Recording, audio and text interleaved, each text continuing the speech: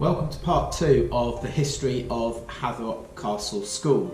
And we left the previous part at the end of the First World War, around 1919-1920, when Ruth Bazley had closed the house to the wounded soldiers and her work in rehabilitating soldiers from the First World War, and she had just remarried her new husband, Commander Thomas Cadogan. And between them they had 5 children from Ruth's previous marriage, and then had 2 other children, Henrietta and Christopher. And so with 7 children in the family, Ruth decided that she couldn't send them away, or they couldn't afford to send them away, and so she decided to homeschool them instead. And Hatherop became one of the first PNEU schools, that is the Parent National Educational Union, and their curriculum followed this organisation. And Ruth took one of her governesses that looked after the children during the First World War, and she became the matron. And as well as educating their own children, they had invited 1 or 2 other children into the school to stay with them and live and be educated with the Bazley and Cadogan children here at the castle.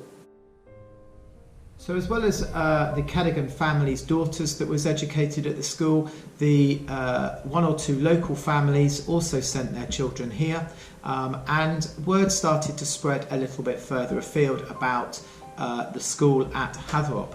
And one girl that joined the school in 1921 was Nancy Mitford, who came from quite a well-known family called obviously the Mitfords, and she went on to be a famous author, publishing quite a few books in the late 1920s, early 1930s. And Nancy described her time at Hatherop as not only a lot of fun, but also there were some hardships to endure, such as the very cold winters. There was no heating at the castle, and but she did enjoy her time here. And she mentioned that a normal day at the castle would be that they would have their lessons in the morning, and she particularly remembers her French lessons, and then most of the other lessons were taken by Mrs. Cholmondeley, who was a very popular figure amongst the girls, and looked after them and cared for them while they were at the school. And in the afternoon, Commander Cadogan would have taken them out to do some physical exercise, be it netball or running around the school grounds. So as well as being a school, it was also the private house for the Bazley family, and the whole family would get together during holidays or other times for parties and shooting and other events. And there's a photograph that I want to show you, which was taken in 1928, and it was taken at Sir Thomas Paisley, who is the eldest son who went on to inherit the house, and his coming of age party. So here is the photograph. It was taken in October 1928, and this is a group shot of the Hatherop house party. And just to identify a couple of people that I've talked about already. So this lady here is Ruth Cadogan, or Ruth Bazley, and her husband sitting next to her is Commander Francis Cadogan, and this gentleman here is Sir Thomas Paisley, who, as I said, went on to inherit the house. Right over here we've got this is Rachel Bazley and Anthony Bazley, who is the younger brother of Thomas. Rachel is the older sister. And then we've got Henrietta Cadogan here, and then over on this side we've got little Christopher here, Christopher Cadogan, and this is Francis Bazley here. And this lady here is Mrs. Cholmondeley, who I spoke about earlier. So the school continued until about the late 1920s, early 1930s, and Ruth decided to transfer the school to Owlstone Croft School in Cambridgeshire. She had a link there with the school, and Mrs. Fife, who you're going to hear a bit more about later, she took on the girls that were still at the school when Ruth decided to close the school down. And she mainly did this because Henrietta, her youngest daughter, had finished her education, and Mrs. Ruth Cadogan and Francis decided to move out of the castle and go and live in Quennington at the old Rectory Hall. So at this point the castle was inherited by Sir Thomas Paisley, the eldest son, and he took on the baronet of his grandfather and became obviously Sir Thomas Paisley, and he lived at the castle for the next 5 to 6 years. And in 1937 he asked an artist to come and paint a couple of murals on the wall, which are still here now, and you walk past them every day, and they're up the main stairs, and I want to go and show you those murals. So here we are at the main stairs, and these murals on the wall were commissioned by Sir Thomas Paisley in 1937, and a lady called Mrs. Karen Lader painted them, and they are all life-size figures of the local area and local people at the castle, and the individuals that you can see here are all members of the Bazley family, and at the top here we have got the actual castle. So up there is Hatherop Castle, and across is Cole there, and on the other side of the hill there we have got Quennington. And then on this side here, this is a hunting scene also at the castle, and there are also members of the Bazley family and also of Karen Lader's family. So Karen Lader's husband is there in the middle of the screen, holding the horse, and you've got Anthony Bazley in spectacles on the horse, on that white horse there, and then next to him, also in spectacles, is Rachel. So this is very special. It was featured in a publication called The Sketch in 1937, and it's a historic piece of work, and it hopefully just gives you a little bit more understanding about what it is. So we've come outside to the front of the castle because we've reached the period of history at the start of the Second World War. And very sadly, like a lot of large buildings and estates in England at the time, the government had requisitioned the castle and its large grounds as part of the war effort. And Hatherop became used for the Special Operations Executive, which was an organisation tasked with espionage and sabotage operations behind enemy lines. And a lot of Danish soldiers came here, and it was quite secretive, or very secretive, about what went on behind these castle walls during the Second World War. And the section of the army that lived at the castle was allied to the resistant movement and dealt with the training and rehabilitation of men and women who were dropped into Nazi-occupied Europe. And Hatherop became known as the Special Training School, known simply as STS 45. So although we don't know an awful lot about what went on at the castle during the Second World War, we do know that some of the training that went on was for a particular operation called Operation Jedward. And this was a collaborative operation with Allied soldiers from Denmark and from France and from Britain, and they were trained in 3 different places before then being ready to carry out the operation. And the first place was in Scotland, and then they would move to Peterborough, and then finally they would finish their training here at Hatherop Castle before then being taken to Africa, we think, where they were then parachuted into Nazi-held territory to lead the local resistance forces in action against the Germans. So Hatherop played a significant part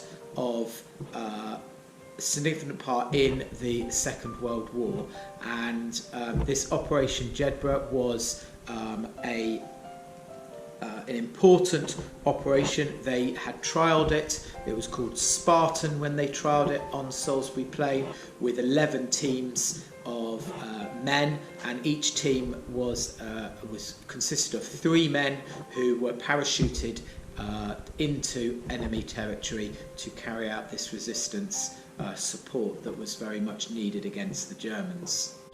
Now, we are out the front here because what I want to do now is take you through back round the castle and show you how the different rooms were used during those 6 years of war, and during those training exercises and missions.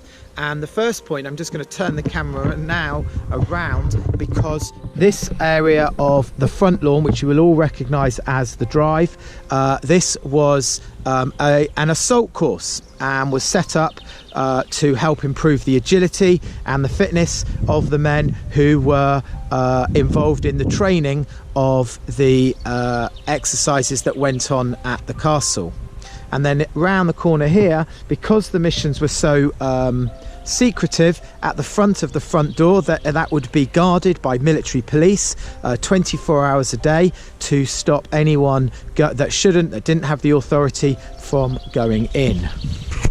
In 1972, Sergeant Warple came back, and he was able to pass on some information about what the different rooms were used for, and what life was like a little bit at the castle. So what I want to do now is just take you round to the different rooms that we have learnt a little bit more about what went on at the castle during the Second World War from Sergeant Warple. And when he returned, he spoke of how much he fell in love with the castle, the building and its environment. And he recalled that when he arrived via London from Dunkirk to the castle for his training for whatever operation he was going to be involved with, he slept on the floor of a very large room called Big Daisy. Now, we're not 100% sure which room Big Daisy was, but the assumption is that it was probably one of the classrooms, such as Mr. Hempstead or Mrs. Bowers' room on that second floor. But when Sergeant Warple was promoted, he came and lived in a room called the Yellow Room, and this is where his residence were, and he would live in here and sleep, probably with other men as well, and they would have the view out the front here of the assault course and the main drive outside.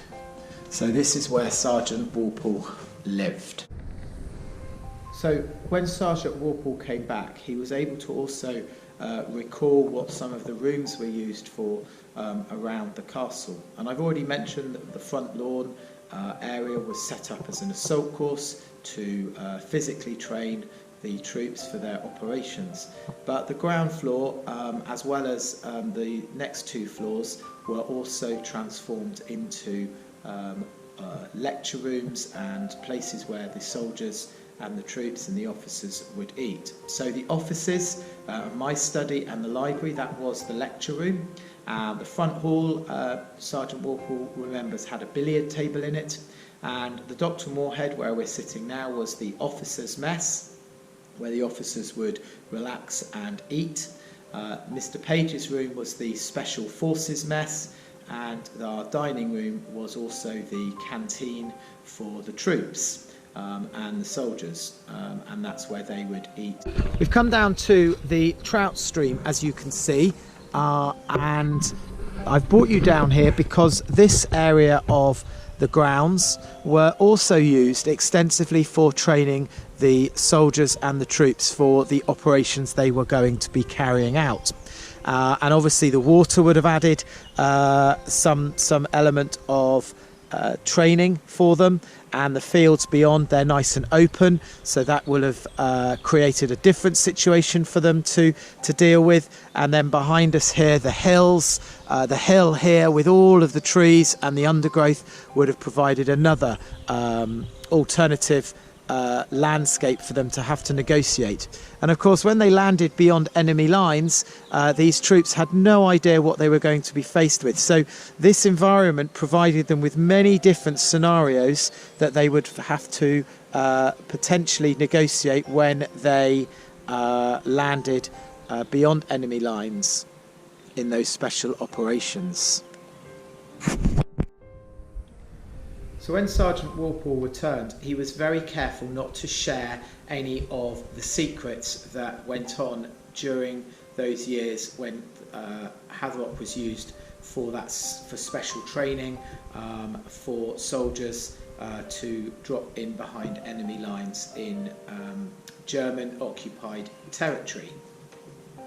But he did share in a letter, and I want to read you the paragraph from the letter which suggests how important Hatherop was to the Allied forces in the Second World War. And Sergeant Walpole says, "It is often rewarding to hear of the success which our work at the castle achieved when taken a stage further in the war effort. I have no hesitation in saying that what we were able to do resulted in helping to shorten the war years and in saving many, many lives." And it's rather poignant that I am filming this on the weekend of VE Day, the day when Winston Churchill announced that we had victory in Europe. And it's rather poignant to think 75 years ago, the men that were trained in their various missions and gained skills and experiences at Hatherop played such a significant part in the war coming to an end, and ultimately Allied forces gaining victory over Germany. It is possible that the Germans had an inkling of what was going on at the castle, and villagers reported during those Second World War years that bombs were dropped near the forge, which is just at the bottom of the hill, over a William strip and near the village, that these bombs could have been destined for the castle to try and sabotage what was going on and what training was going on at the castle. And you may remember in 2017 a bomb was found near William Strip and the village, which quite possibly could have been destined for the castle during the Second World War. So as you all know, the war ended on May the 8th, 1945, and that was ended in Europe, although the war still carried on worldwide for a couple more months. Victory was declared on the 8th of May 1945. And by August of 1945, Sir Thomas Paisley was given back the house and the estate at Hatherop, and ready for him and his family to move back in. However, as you can probably appreciate, both the house and the grounds had been hugely affected by the Second World War and was unrecognisable from the private house that Sir Thomas and his family enjoyed prior to 1939. And the thought of redecorating and restoring the house back to its former glory was incredibly daunting. And so Sir Thomas decided to transfer the house to another cause. And so he got back in touch with Mrs. Fife at Owlstone Croft School in Cambridgeshire and asked if she would like to take over the lease of the castle and relocate Owlstone Croft School to Hatherop Castle, and for the house to become a school. And Mrs. Fife decided to do this, and so in 1946 Alstonecroft School moved to Hatherop Castle and was renamed Hatherop Castle School. And this is the start of the school as an all-girls boarding school, which opened in 1947. And what I intend to do over the next part of this history is take you through some of the stories and some of the areas of the school which were used for the all-girls boarding school during those years. So I hope you've enjoyed this part of the history, and I very much look forward to being able to record the next section of the history of the castle. But for now, thank you very much for watching, and I look forward to seeing you again.